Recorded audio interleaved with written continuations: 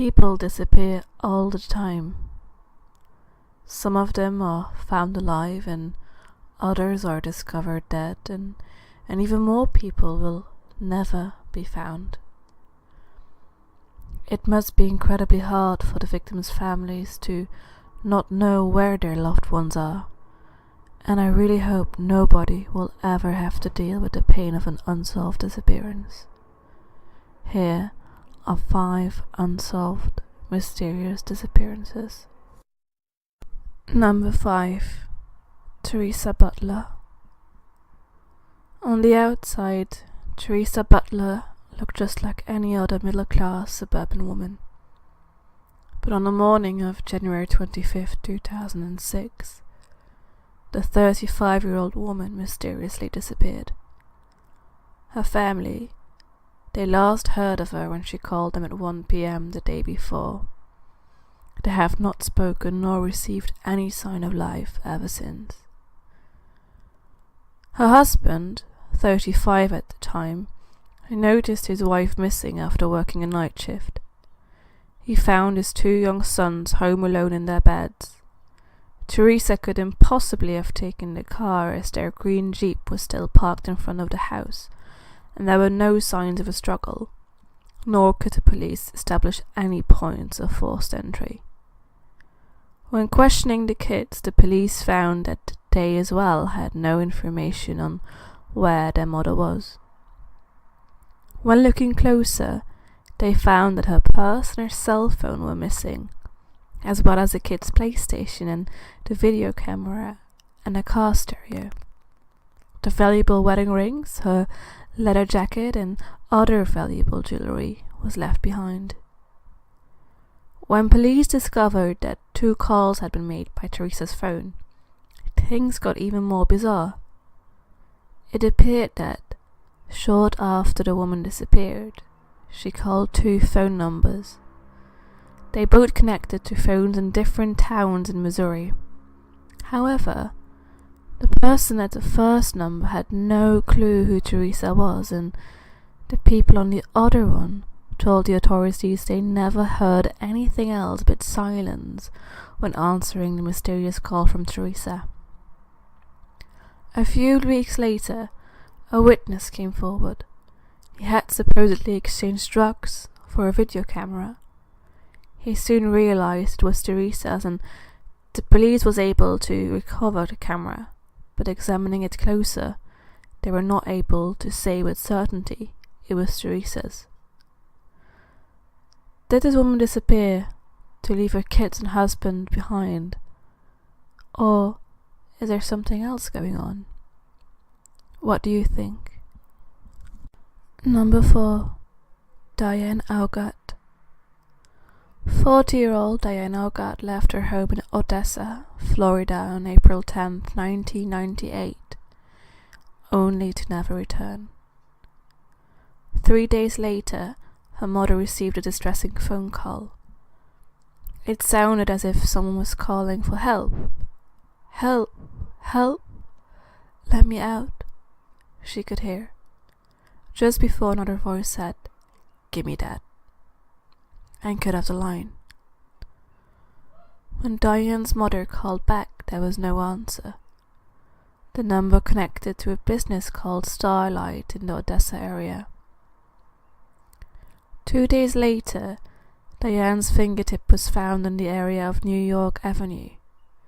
The fingernail was painted red and was found in the same area where a witness reported seeing Diane on April 11th. Later, a bag with Diane's neatly folded clothing was discovered inside the store's freezer door. This was 2 weeks after the woman went missing. In 2000, the St. Petersburg Times ran a story on Diane's disappearance. Another bag was found in a Circle K convenience store, this time in Pago, Florida. The bag was discovered by the girlfriend of Diane's brother. It was a clear zip-top plastic bag. Someone had taken a black marker and had labeled the bag with Diane. The bag contained black eyeliner, perfume, lipstick, toothpaste, and other makeup Diane owned. However, investigators could not confirm if the bag or its contents were Diane's possessions, and if so, if Diane carried them with her on the day that she disappeared. Could someone have broken into her home to steal her toiletries? Diane was mentally ill and had just been released from a mental hospital.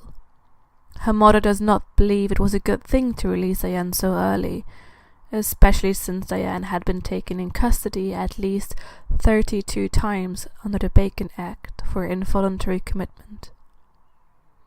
So what do you think? Did Diane do this to herself, or is she the victim of a killer? Number 3. Hodei Egiluz. Nobody knows what happened to Hodei. The man disappeared after a night out in the Belgian city of Antwerp. In 2013, the 23-year-old left home to work abroad in the historical city of Antwerp.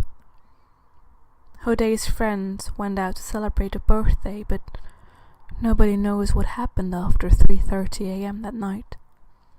Nobody ever heard from Hodei again. CCTV shows him walking north, in the direction of Antwerp's docks where he left Kevin.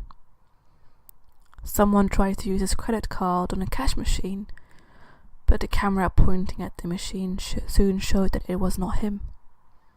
Police arrested the man and others who confessed to robbing Hodei on St. Jan's Plan, but they denied to having anything to do with his disappearance. Maybe he fell and ended up in the water of the docks. Divers were sent out more than once with sonar equipment, to no success.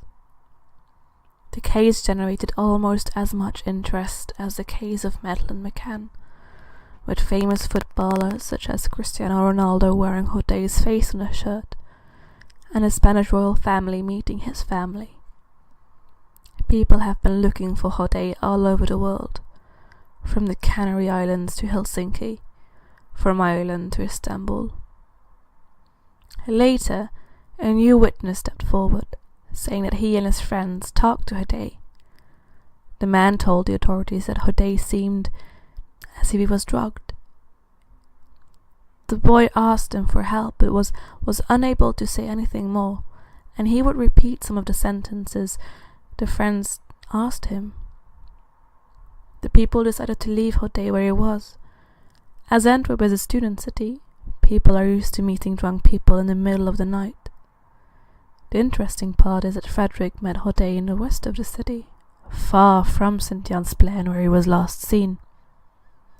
Because of the constant strong tides, they were unable to drag or send out divers in the River Skeld. But when in 2015 the city renovated a wooden pontoon, they hoped to find an answer as to Hodei fell into the water or not, as any bodies would have been caught by the floating raft. Hodei's body has not been found so far. Authorities and his family are still puzzled to what happened to him, and the biggest questions might be, how can Hodei have bridged the distance between St. Jan's Plan and the centre of the city in seemingly clouded condition, and could he really just have vanished? What do you think? Number 2. Dennis Martin. On June 14, 1969, 4-year-old Dennis Martin disappeared on Father's Day weekend, when the boy went on a camping and hiking trip with his family. The family had stopped on a grassy mountain highland meadow when Dennis, his brother and 2 other boys decided to play a prank on their parents. They would split up into the woods and then simultaneously jump out from different directions to scare the adults. The 3 boys went one way and Dennis, the youngest, went the other. He was chosen to go on his own because he had been highly visible in his bright red shirt. When the 3 boys jumped out, there was no sign of Dennis, assuming he missed his cue. They waited for him to jump out, however, he never appeared. After the family searched the area, they were unable to find any sign of the boy. The park rangers were notified. Their search would last until nightfall when heavy rain began to come down. They called off the search until the following day. Only hours after Dennis had gone missing, a family named the Keys reported that they had been hiking 6 miles from Spencer Field. They supposedly heard a boy scream, and when they saw movement in the bushes, they saw a man walking in the woods with something slung over his shoulders.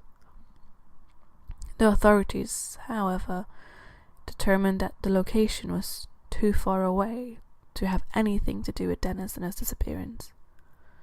What do you think? A few weeks later, small footprints in a small boy's underwear were found in the woods near Spence Field.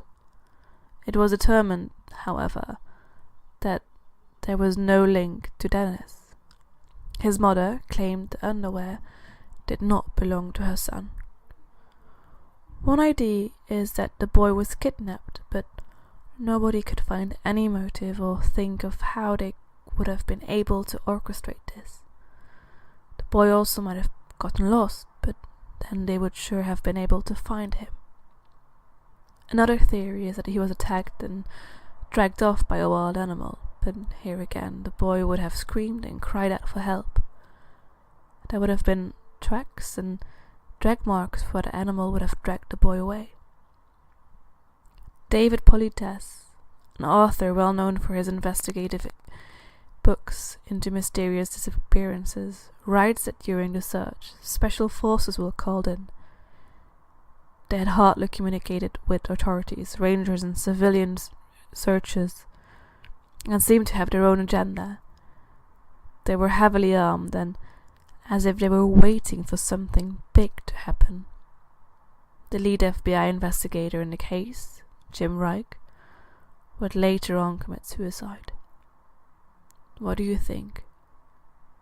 Did the boy just get lost, or is there more at play? Number 1. Ireland's Vanishing Triangle. There are some mysterious places on Earth where strange things seem to happen. We all know of the infamous Bermuda Triangle, but in Ireland, there's an area where people just seem to be vanishing off the face of the earth. Between 1993 and 1998, a strange series of vanishings started to unfold in an 18-mile radius around Dublin. The first person to disappear was a 26-year-old student, Annie Mckarrick.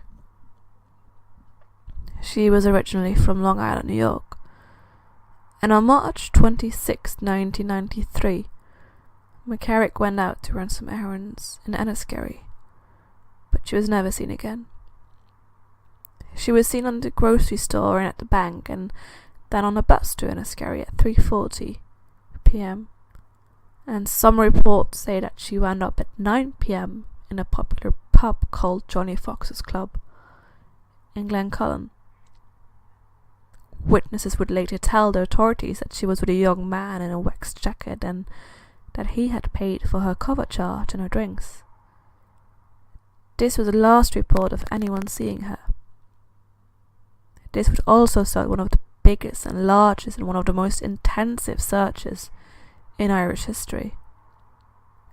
But there is doubt as to if Mckarrick really was at the pub that night, as Enniskerry was 6 kilometers from the pub, and it was a cold and wet evening with public transport not riding out. 3 months later, 39-year-old Eva Brennan disappeared not far from this spot after leaving her parents' house in Rathdown Park.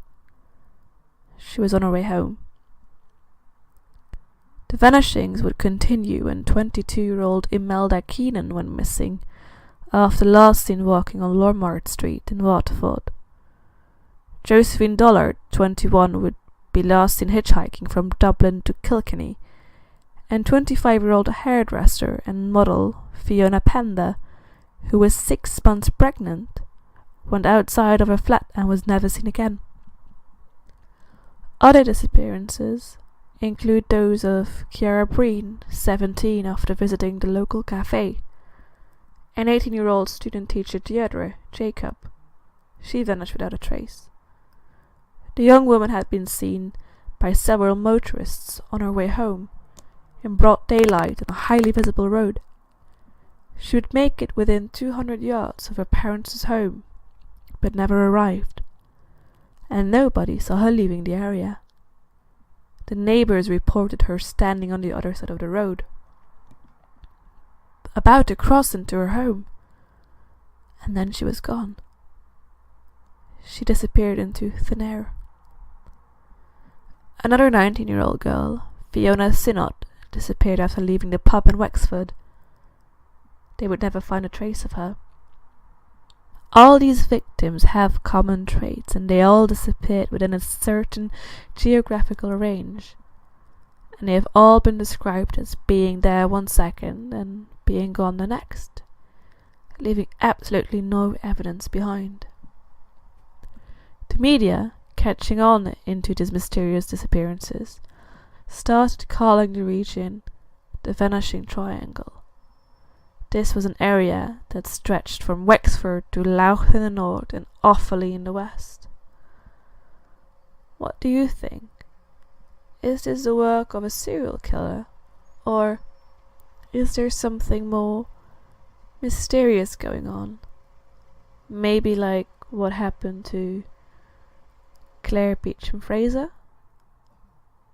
So, these were 5 mysterious disappearances. Next week, we are going to take a look at 5 most secret cities. See you then. Stay safe and don't forget to subscribe. Bye.